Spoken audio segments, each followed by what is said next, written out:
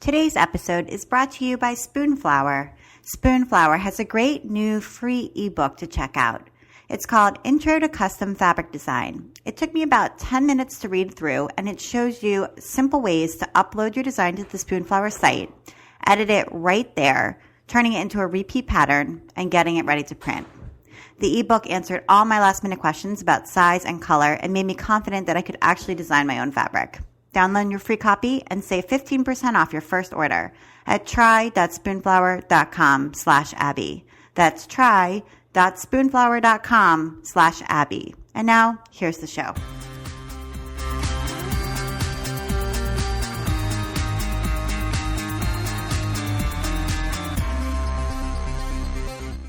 Welcome to episode 67 of the While She Naps podcast. I'm Abby Glassenberg. Today, we're talking about wholesale with my guests, Dana Mauriello and Rachel Greenwald. Dana is currently the Director of Seller Category Growth at Etsy, where she's responsible for managing Etsy's wholesale business. She's held multiple roles at Etsy, all related to developing new business opportunities. Prior to her work at Etsy, Dana was the co-founder and president of ProFounder, a crowdfunding platform that provided tools for entrepreneurs to raise investment capital for their communities. Dana created a unique major at Stanford University, earning her BA in product development, and returned to earn her MBA from the Stanford Graduate School of Business in 2009. Dana Mauriello, welcome. Hi, Abby. Thanks for having me. Thank you so much for being here. And Rachel is the seller growth lead for Etsy Wholesale. She manages programs that drive platform growth and education to help creative entrepreneurs start and grow their wholesale business. Previously, Rachel worked at U.S. microfinance institution Axion, where she secured funding and led financial education for small business owners. Rachel holds a master's in economic development management from the London School of Economics and a BA in history from NYU. Rachel Greenwald, welcome. Thank you.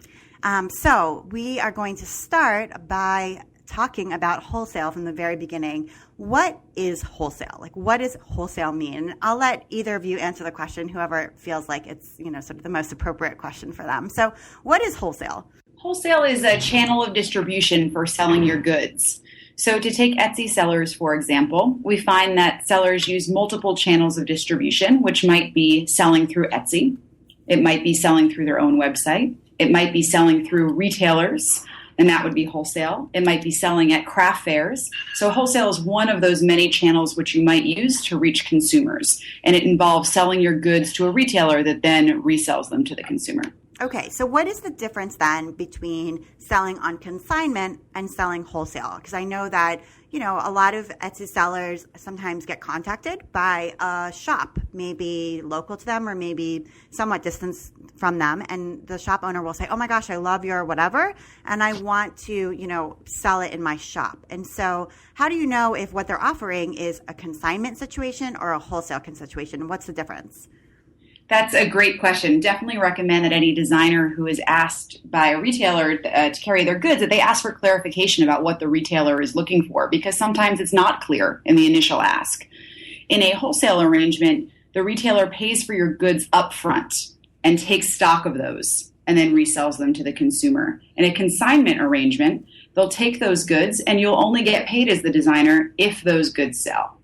Okay, so do you kind of recommend one over the other? I mean, who are each of those scenarios best for? Yeah, consignment can be a great way to kind of tiptoe into wholesale for your business. I think a lot of designers, when they're first starting to sell, they're going to shops in their own town, they're going to places nearby, and selling through consignment relationships with the retailers.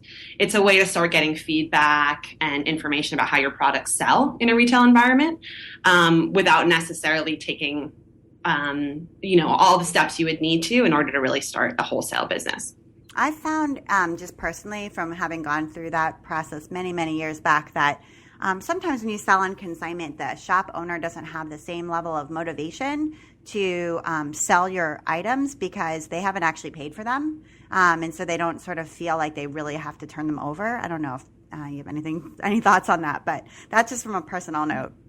That makes sense. Yeah.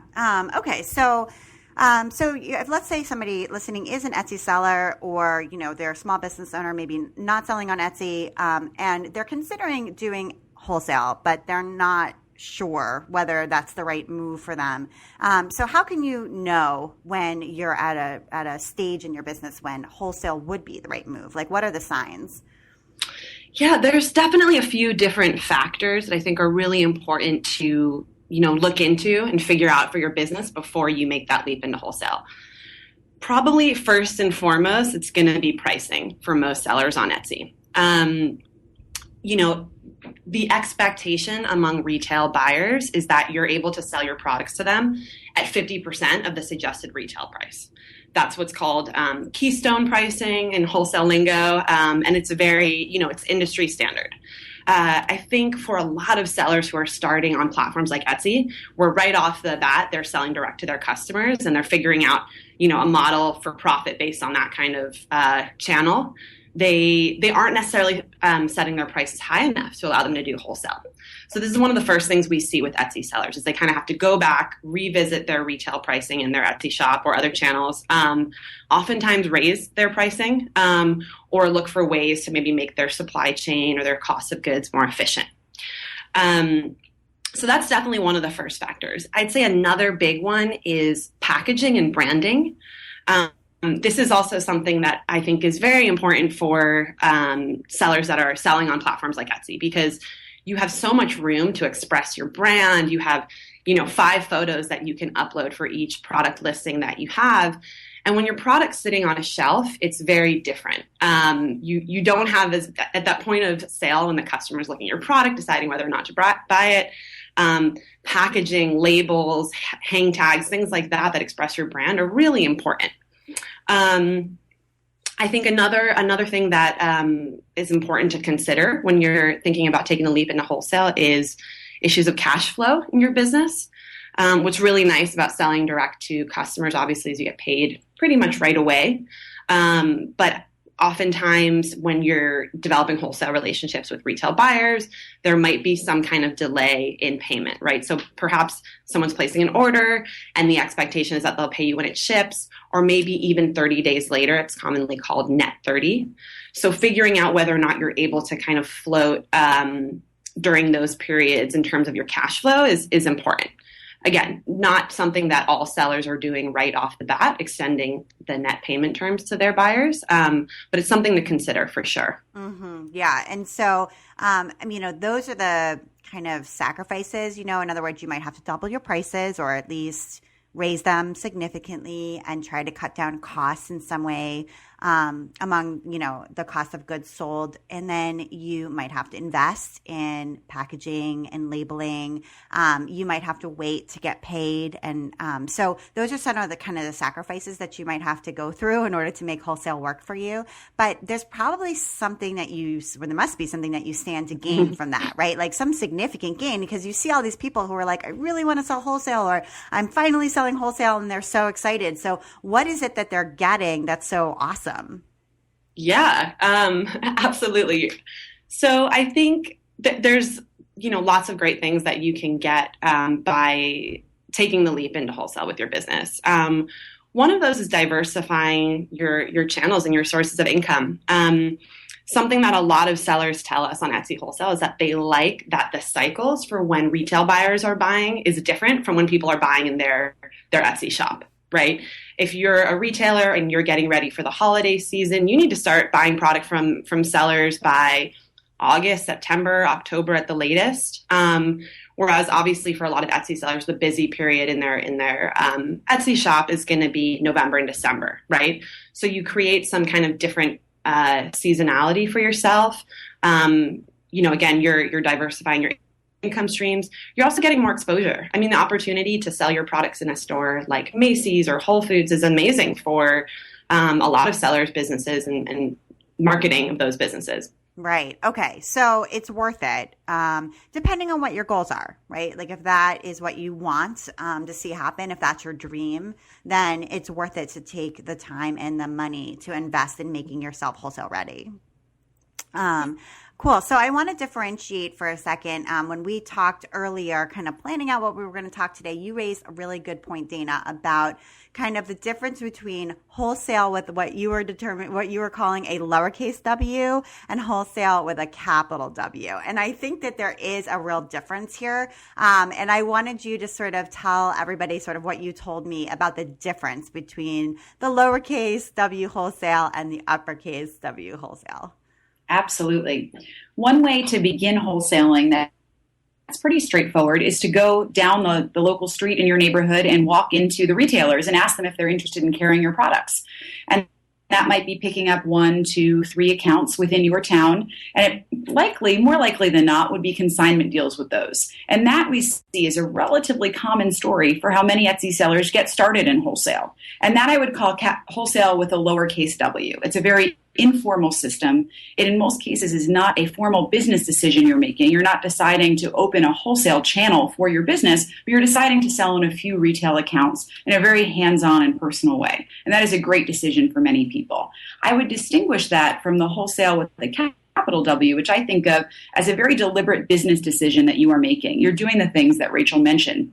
You are, as a rule, lowering or increasing your prices if necessary to allow yourself to give 50% keystone pricing. You are building efficient systems that allow you to produce at slightly higher volumes, and you're reaching retailers at a wider scale. You're interested in taking on more accounts. You're perhaps interested in taking on more accounts in more geographies. And when that is your interest, that's when platforms like Etsy Wholesale, that's when methods like trade shows become interesting to you.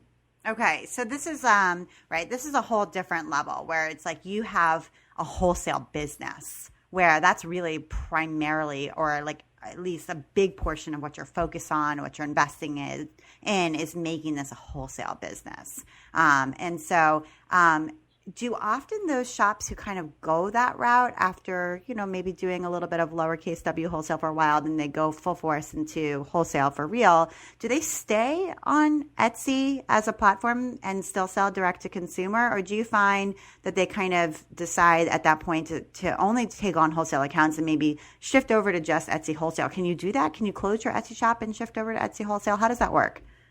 We find a huge range of business decisions that people make. So I don't think that most people are saying wholesale is the majority of my business. Many people are not. There's a mix of business which might be appropriate to each seller individually.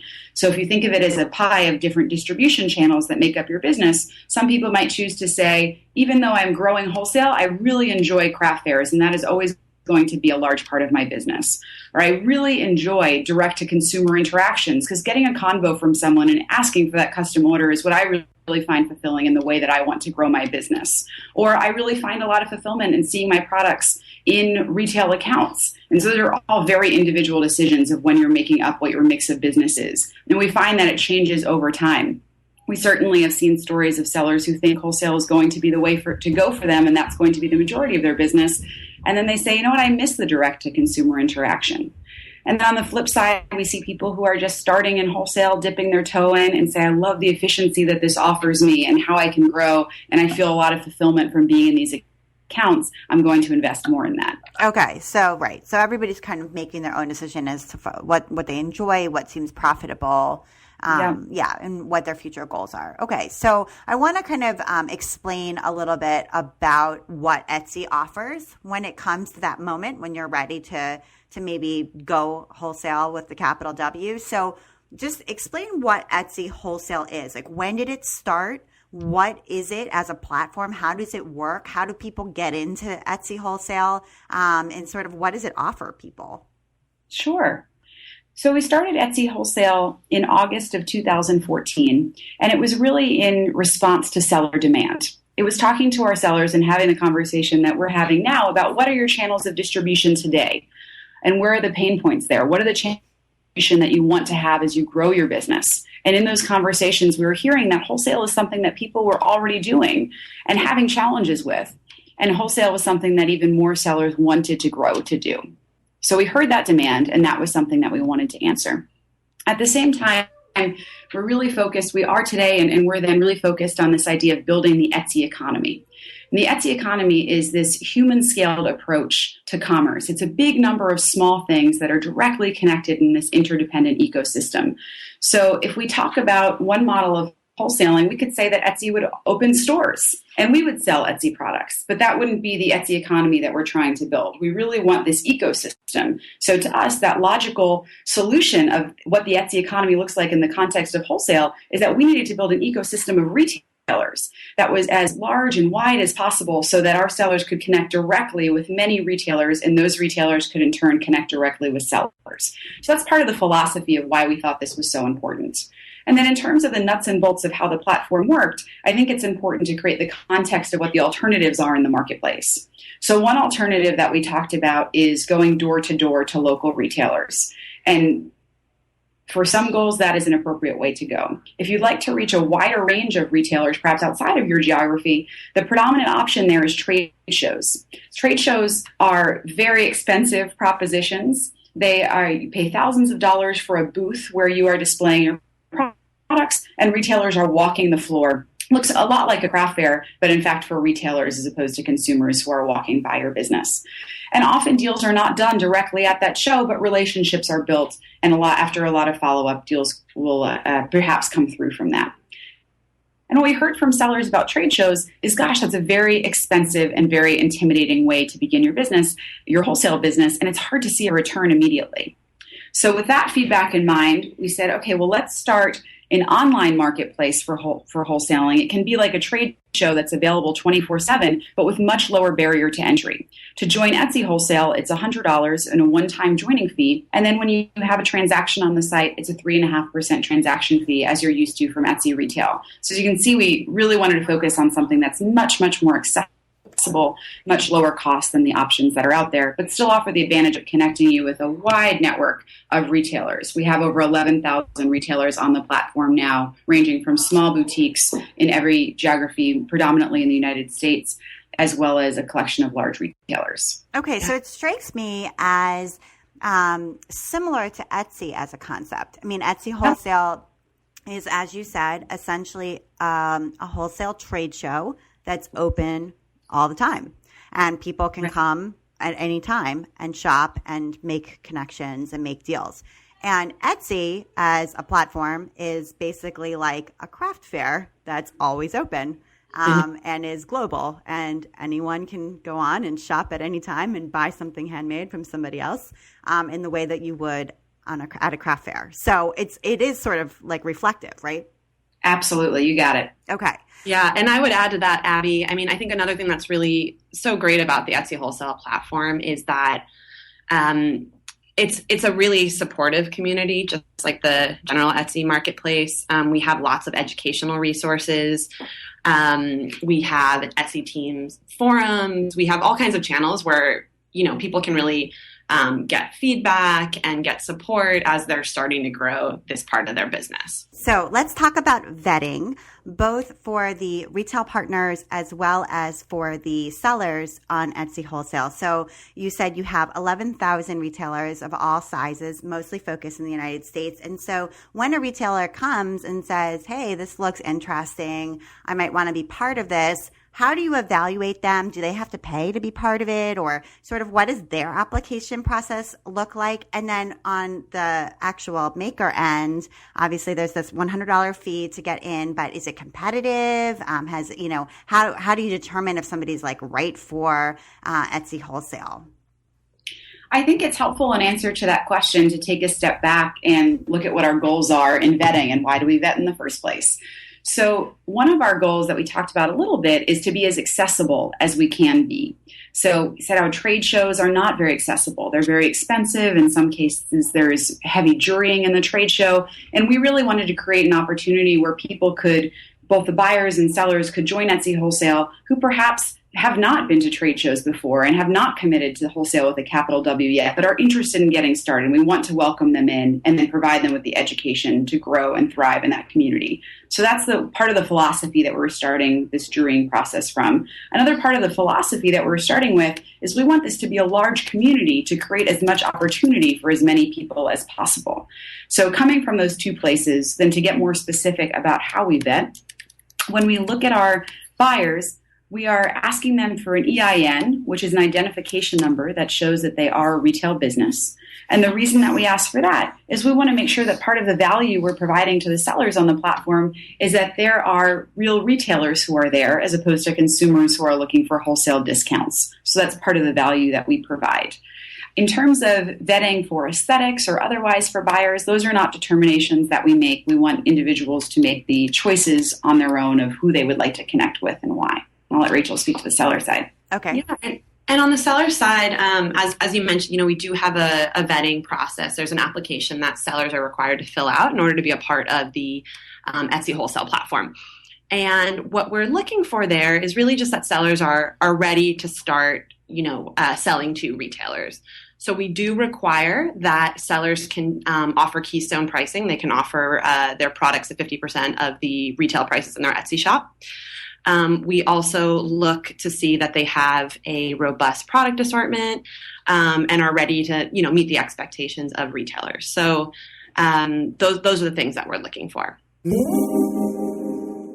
And now I want to take a moment to check in with our sponsor, Spoonflower. I'm Janet Tallis, and I'm the print manager here at Spoonflower. So what is your typical day at the job like? I think the best way I can describe it is busy. The moment you walk in the door, you've got a big list of things to do. And I think that's pretty much the same for any department. In my department, in the print department, when you come in, you actually see on a big screen all of the yards ordered at that time, all of the things that need to get printed. And you can see it by fabric. It's a big list, and it's constantly going up. So when you walk in the door, your job is to make that number go down. And so you're constantly watching the numbers go up and down all day long, which I think, can be a little hectic for some people. But here it's just fun. People love to be busy. They love to get that number to go down, and they're really competitive about it. And I know that there's not a ton of waste with digital printing, but there are some scraps that happen. Sure. So what happens to the Spoonflower scrap bin? We kind of separate the waste based on whether it's printed fabric or it's unprinted. And we actually have a sustainability committee who meets and decides what we're going to do with this stuff. So the unprinted fabric will go to a place called the Scrap Exchange in Durham, which is a local nonprofit. People can go in and actually find fabric and use it for projects, which is really cool. We also donate some of the unprinted stuff to NC State, since they have a really great textile department. Now, the printed fabric has kind of a different path. If it's marketplace, that means we can actually purchase it ourselves in-house. And what we do is we take that fabric and we use it for charities, for donations. We've made blankets for Nepal, and we've made plushies. One of the things we're doing right now, which is really cool, is we're making pouches for orphaned Joeys, which I think is just really, really cool and really cute. Now, the fabric that isn't marketplace, we do have to dispose of it because we don't own the rights to any of those designs. So we don't throw it away. It actually gets shredded, and it finds its way into things like car seats, which is pretty cool. So everything that we get rid of, we try to send it to a better home or a second life, I guess you would say. Thank you so much for sponsoring the show, Spoonflower. And now back to my conversation with Dana and Rachel.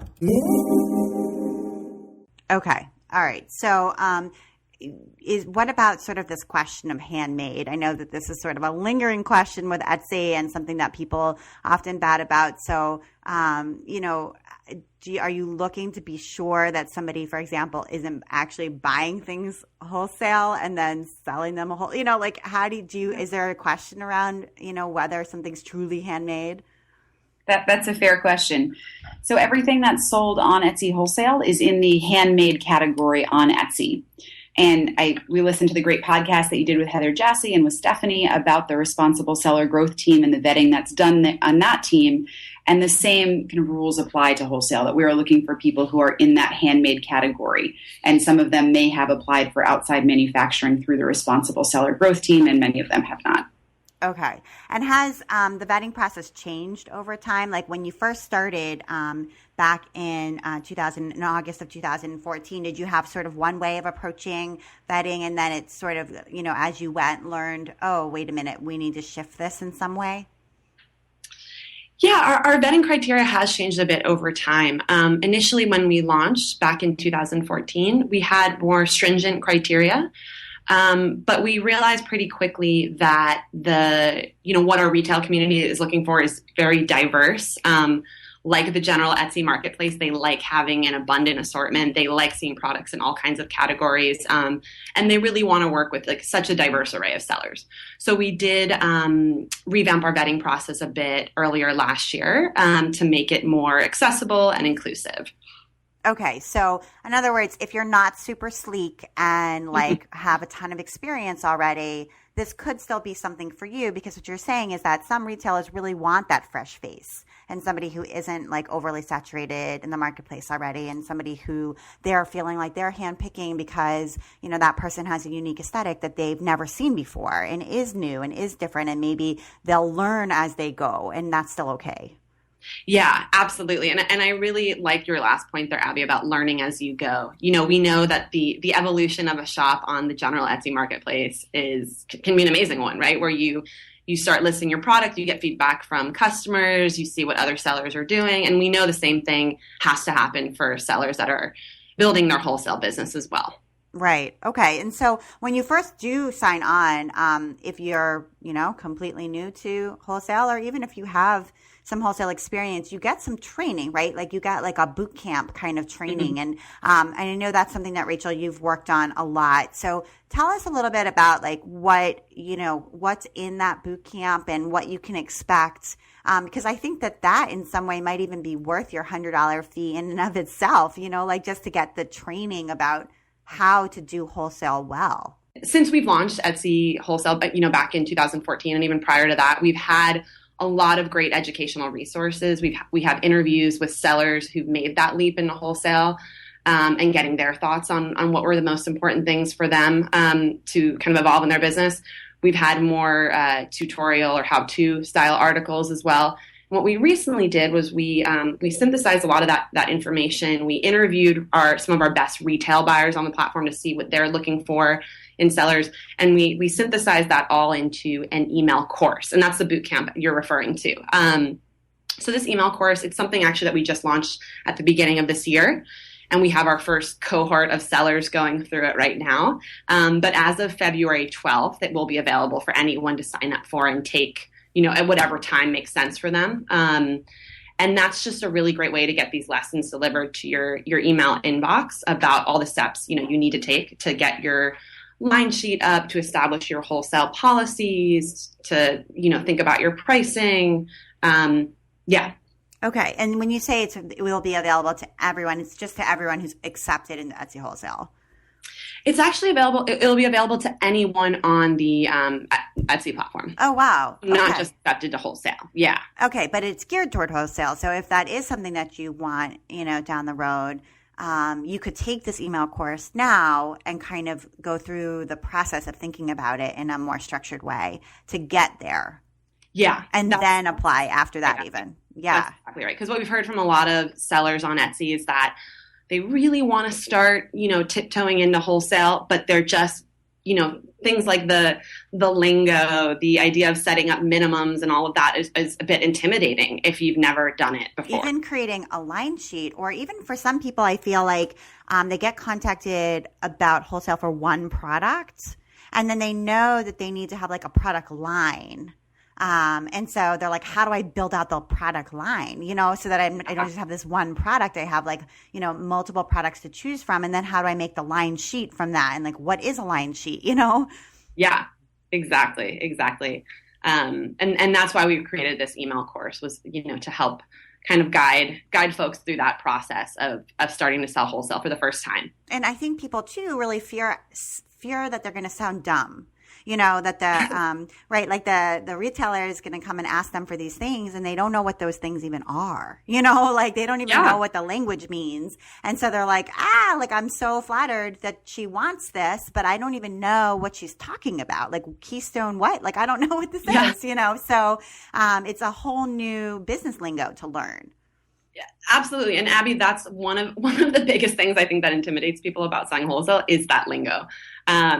I think a lot of sellers will say that they feel like selling wholesale, it's like a black box, and people can be very secretive about it.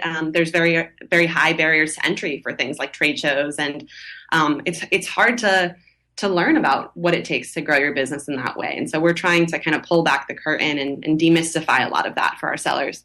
Yeah, and it's neat that this is a marketplace where people are looking on both sides. So you have retailers actually looking, because the other thing that's secretive too is you can't really come up to another business. Like, if you make jewelry, it's a little weird to come up to another business that maybe you've met online or something like that and say, oh, well, what are your accounts? Like, so I can call them too. You know what I mean? And be like, hey, you've got these great stores in Arizona. I'm going to call them up. And, people kind of feel threatened. Like, are you going to steal my account? And so, so the fact that you've got this open marketplace makes it so everyone's kind of on the same playing field and people can kind of shop without feeling like they're stealing or, I don't know, sharing secrets or something. Yeah, no, you're right. Yeah. Okay. And can you give us an example? It sounds like you've really talked to a lot of Etsy sellers who have made this transition. Can you give us an example of somebody who stands out to you who, kind of started off on Etsy just with a regular Etsy shop selling direct to retail customers and kind of made a transition into wholesale and has done it well? Somebody who stands out to you? Yeah, there's a wonderful Etsy shop called A Heirloom, and it's run by Amy, who's just a fantastic designer and business person.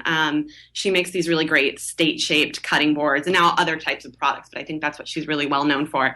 And she is in many ways, I think, a prototypical Etsy seller where she started out selling through that channel. Her pricing was definitely based on selling direct to customers. And as her business grew and demand grew, she started getting contacted by a lot of retailers. And I actually was just chatting with her recently because we have an article on our seller handbook right now about setting the right pricing and order minimums for wholesale that I encourage anyone listening to check out. But she was saying how there was really a lot of trial and error to get her wholesale pricing right. She had to go back and kind of, revisit the formula she'd been using of like labor and materials and overhead and profit, and then making sure she was doubling that, right? And she now will tell anyone that she talks to that wholesale is a really valuable part of her business. It's a really robust and growing part of her business, and she really enjoys doing that in the relationships that she's built with retailers. Okay. And of course, it's really cool when you walk into a store and see your own products, as I do with her products around Brooklyn. Yeah, of course it's cool. It's kind of like when you write a book and then it's published and you go to Barnes and Noble and your mom goes to Barnes and Noble and, and different states and there's your book. I mean, it's a wonderful feeling. Yeah. Yeah. And even if it's not your product, but you feel like you've followed that maker's story for many years and seen them grow and find success, and then you go into a store and you see their thing, you're like, oh, I know her. It's like this great feeling, even, just pride for them. Yeah. Yeah, definitely. So let's talk about the different types of retailers. So you said you've got a lot of retailers on the site, but some of them are really small, like they're just a small gift boutique, for example, and maybe that's the majority. But then you have also some really big retailers like Whole Foods, and you just opened a store within Macy's in New York in Herald Square, right? So those big retailers maybe are somewhat different as an account than I'm imagining, than the smaller, sort of single gift boutique.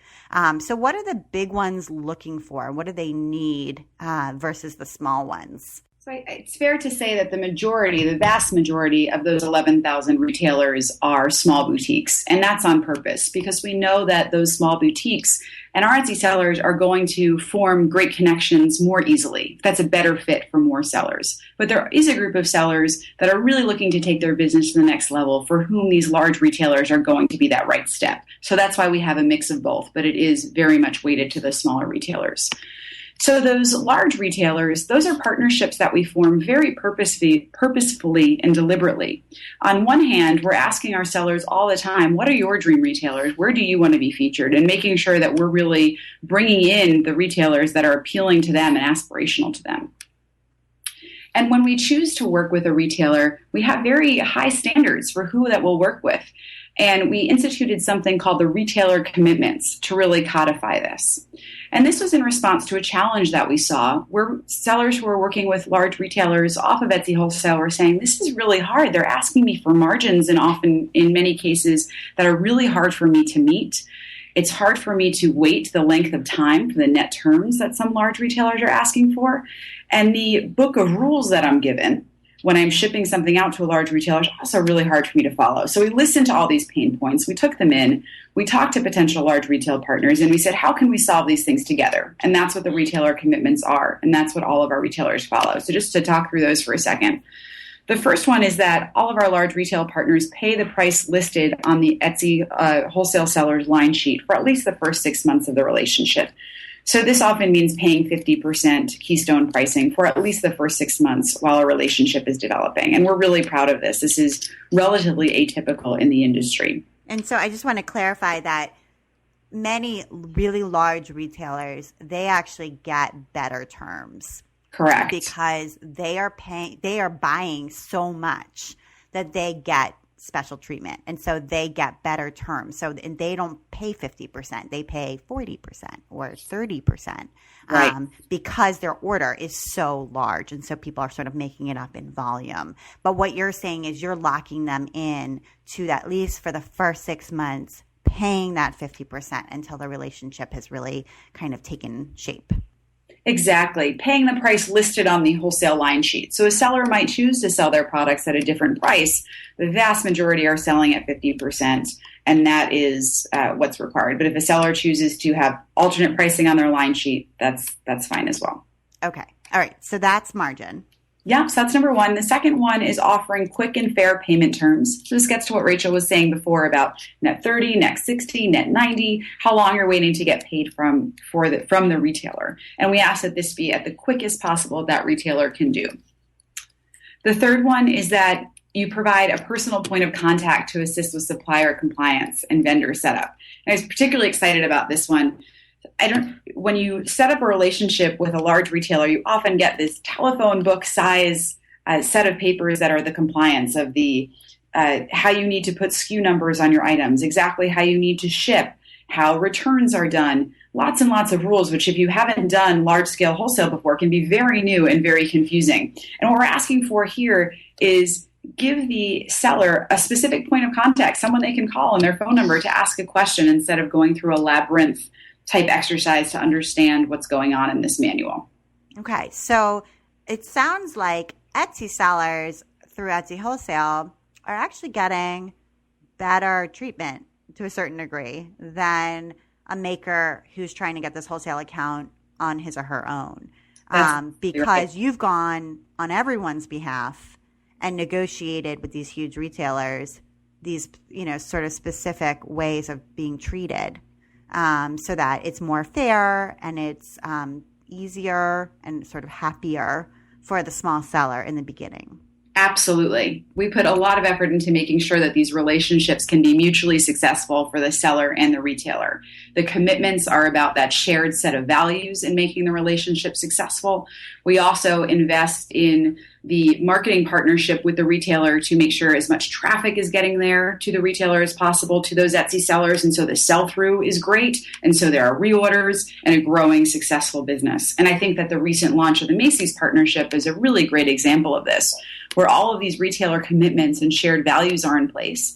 And we also set up a Etsy store in the in the Macy's store in Herald Square that has Etsy branding and has co-op marketing with Etsy and Macy's in an effort to really drive as much attention to those sellers as possible. Okay, can you talk a little bit about the marketing partnership? So what do you mean by that? Like, what exactly are you asking these large retailers to do for marketing for their Etsy sellers that are working with them?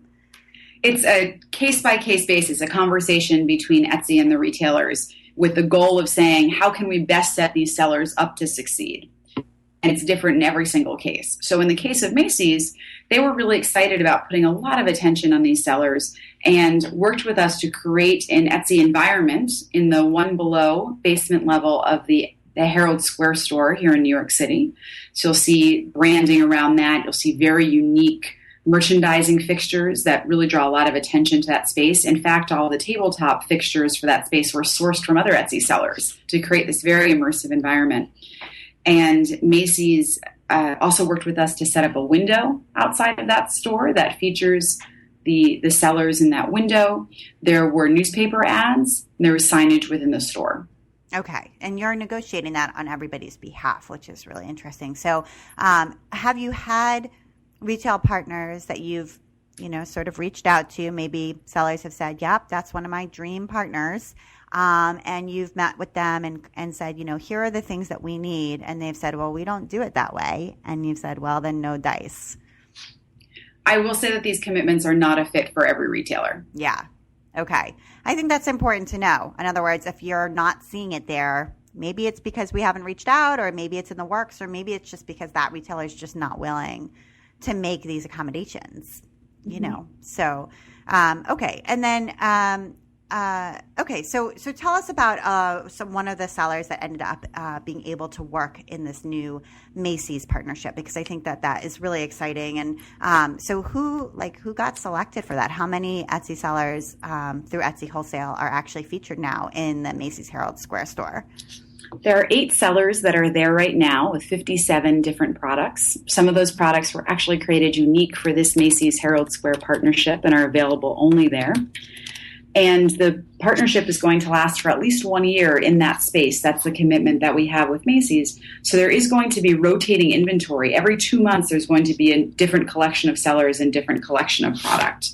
So some of those products, for example, that are custom, Naomi Singer of Modern Mud, she is a ceramicist, and she makes these lots of beautiful ceramics, but in particular, really beautiful ring dishes and other homewares. She made a unique little dish that says, I love New York, in gold leaf on a white ceramic plate that's unique for this partnership, which we really love in that space. Okay, so that's a good example of somebody who got selected and is having their stuff featured in the very first go round. That's really neat. And so in comparison to these large retailers, do you want to just tell us sort of what small retailers are looking for when they're choosing a maker? Yeah, I can definitely speak to that.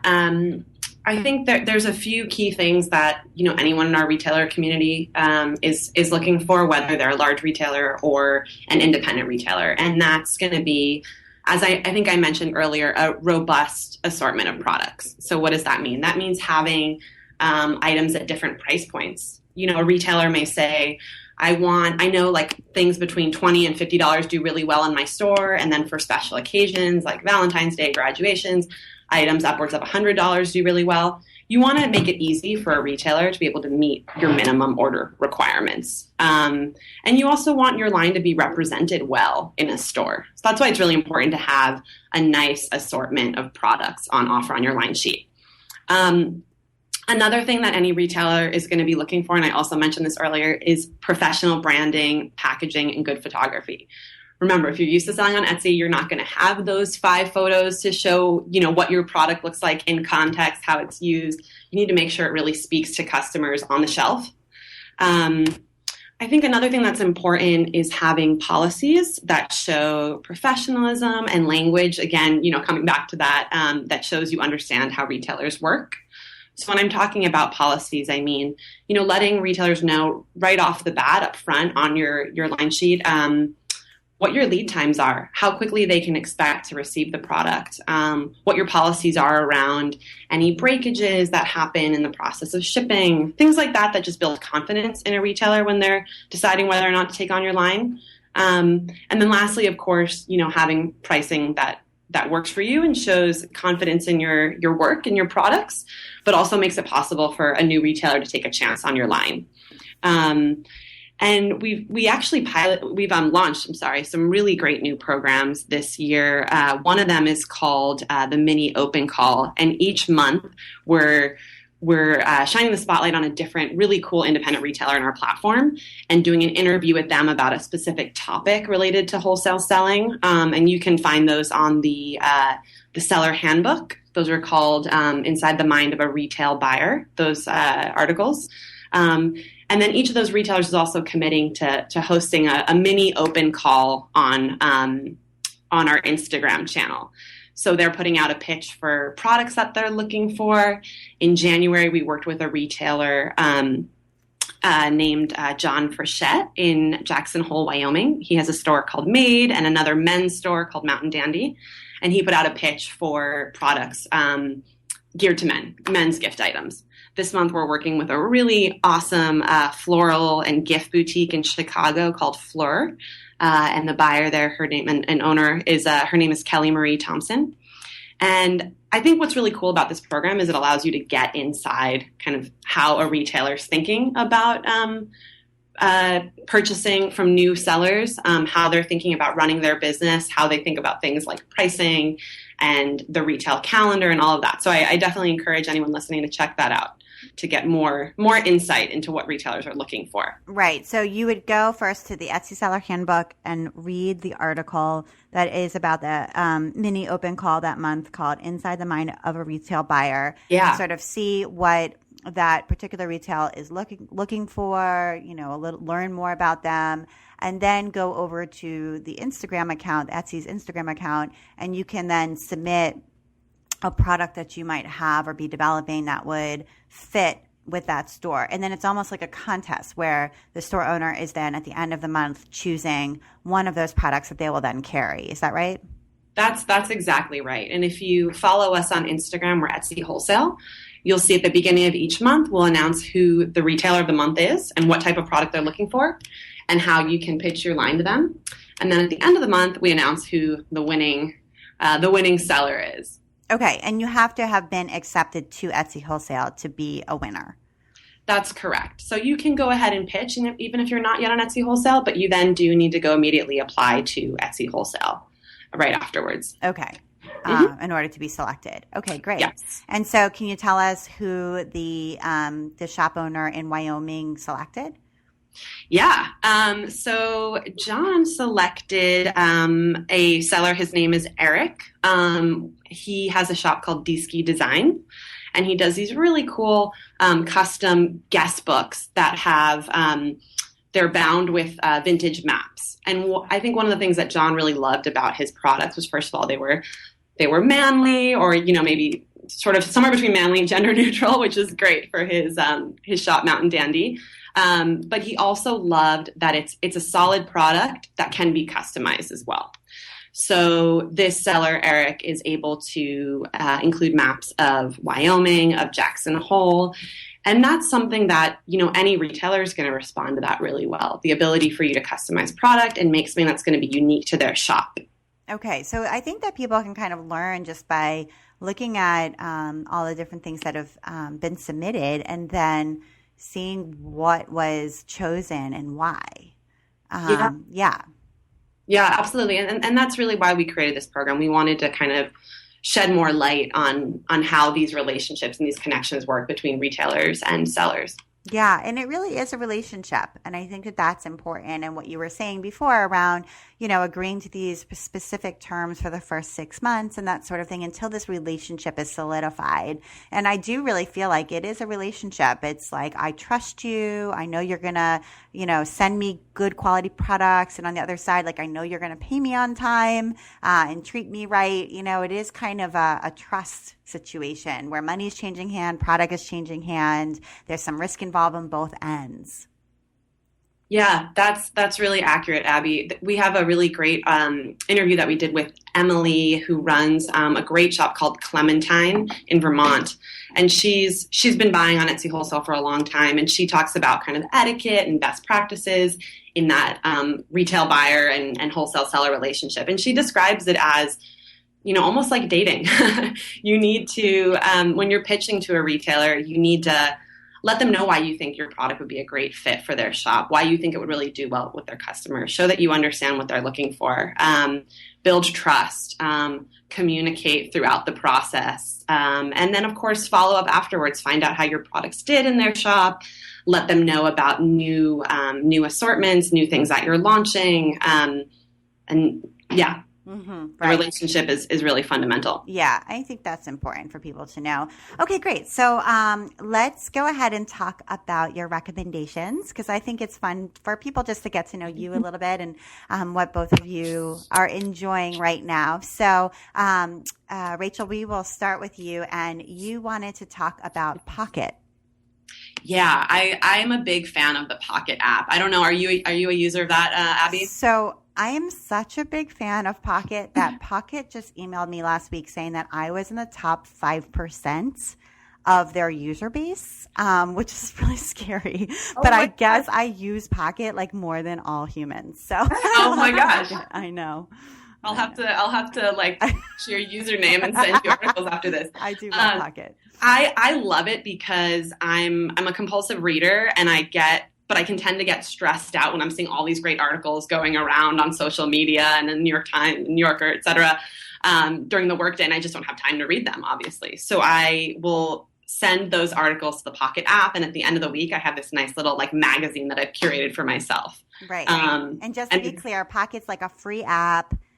You get it on your phone, and then basically you can send from your phone, you can send articles right there. And then from your desktop, there's like a browser extension where you can just like hit a little button and it saves it to Pocket as well. Yeah. And the nice thing about Pocket is that you can read offline. So it kind of downloads the whole article. So if you have no Wi-Fi, no internet connection, you can still read, like if you're on an airplane, for example. Yeah, or subway. Right, or the subway. So, right, and so I do the same thing. I send everything to Pocket, and I write an email newsletter every week, and that is how I save all of the articles that I'm considering including in the links to in the newsletter. So that's why I think I'm such a power Pocket user. But Pocket's a great thing. So if you don't have it yet, people go get it. It's really cool. Yeah. I love it. Okay. And Dana, you wanted to recommend a particular kind of notebook, the Crescent Render. Is that how it said? No show through paper notebook. Yes, these notebooks are magic. You can write on them with Sharpies. You can use paint, any medium, and it will not bleed through to the opposite side of the notebook. And I'm a big fan of writing with Sharpies. I feel like that's when my best thinking happens, is when I have a Sharpie in hand. And I felt like it was absolutely miraculous that I found paper that I could write with a Sharpie on both sides and it would not bleed through. So those are my very special thinking notebooks. Okay. And what do they look like on the outside? They just look like a black spiral bound notebook with about 60 pages. Okay. Great. And they don't bleed. Nice. That is good. Okay, cool. And then Rachel, you wanted to talk about your KitchenAid stand mixer. Yeah, I have always loved cooking, but I was terrified of baking, despite being like a total sweets addict. And I recently stole my mom's KitchenAid stand mixer from her and have now discovered this whole world of baking, and it makes me feel incredibly creative. And yeah, I just love how tangible it is to create things in your kitchen, and I'm totally addicted to my stand mixer. And having the right tools is what it's all about, you know. That's the thing with the stand mixer, is like you can put stuff in there and then you can walk away, you know. Like I don't have one, but I really want one. Yeah. Because it just seems so cool to like put the dough hook on there and it like kneads your dough and you can go and like do something else for a minute. Yep. Makes me feel like a professional. Yeah. Plus it's nice looking on the counter, right? What color is yours? It's white. Classic white. Love it. Yeah. So I inherited one from my grandmother, but my sister took it. I left it at home for too long, and my sister was like, she doesn't want this, so she took it. So that's okay. My sister can enjoy it. I'll go buy my own. But yeah, I almost had one, but I don't have one. Okay. So Dana, you wanted to talk about your Le Sport Sac backpack. Yes. I have what I call my adventure backpack that I leave by the door at all times. And it always has a sweater to put on. It has a bottle of water in it. It has all the essentials that you would need for a day out on a Saturday adventuring. And it's very different than my work backpack. The two should never be confused. The work backpack has the computer. It's black. This one is covered in flowers, and it's lightweight, and I can't leave home without it on the weekends. And do you live in Brooklyn? I live on the Upper West Side. On the Upper West Side. Okay. So where do you go on your weekend adventuring? I love walking on the Hudson River path. That's my favorite walking path. And then especially in the winter, I am inside museums all day. I'm a big, big museum file. Nice. Okay. With your floral backpack. Yeah. That's good. All right. And we have time for one more. So Rachel, you wanted to talk about David Bowie. Yeah, I have not been able to stop listening to him since, I found out that he passed away back in January, and I'm particularly fond of that amazing string of albums he had in the 70s, and I think I've just been reflecting a lot on how amazing it is when an artist can really can speak in so many different mediums and be inspired by so many different mediums, and I just think it's awesome that he was so influential in music, art, theater, more. Makes me wanna dabble in all kinds of things. Yeah, true, totally. He was a real inspiration. And it's sad that in some ways we sort of reflect back and appreciate when somebody's passed away, but it is true. You kind of see their whole body of work from their whole life. So, yeah. Okay. And Dana, you wanted to talk about your Nalgene 32-ounce water bottle. that she currently has on her lap right now. Okay, of course. I can't go anywhere without a huge water bottle. I tried to downsize to a smaller one last week, and I had a panic attack. I need to have a full, gigantic bottle of water at all times. Yes, 32 ounce. That's a big one. And Nalgene's like the classic, old school. Yes. It's the only one that's large enough. And although it claims to be indestructible, I have broken a few of them, but I still love them nonetheless. Okay, nice. Super. Well, those are really good recommendations. Those are great recommendations. And Dana and Rachel, if people want to get in touch with you, they hear something on the show, they would like to send you a message, is like Etsy Convo the best way to reach out? Sure. Yeah, Etsy Convo, or any questions that are kind of more specifically maybe about the wholesale platform itself, please feel free to send an email to wholesalesupport@etsy.com. Oh, okay. So wholesale support. And does that go to one of you, or? It goes to a team member of ours who is wonderful and will respond very quickly. Okay. Gotcha. But convos are always welcome as well. All right, great. So, well, Dana and Rachel, thank you so much for taking the time to be on the While She Naps podcast. I really enjoyed talking to both of you, and I learned a lot too. Thank you so much, Abby. Yeah. So you've been listening to the While She Naps podcast. I'm Abby Glassenberg. Visit my blog, whileshenaps.com, where you can sign up for my weekly email newsletter to get the best in sewing and blogging and small business delivered right to your inbox each week. And a big thank you to today's episode sponsor, Spoonflower. Design your own fabric, gift wrap, and wallpaper, and have Spoonflower print it and send it right to your doorstep. Not exactly sure how? Grab their free Intro to Custom Fabric Design ebook, and in just a few minutes, you'll be up and running. Visit try.spoonflower.com/Abby, that's ABBY, and use the coupon code ABBY15 to save 15% off your first order. And if you enjoyed the show, tell a friend about it. Thank you so much, and I'll see you next time.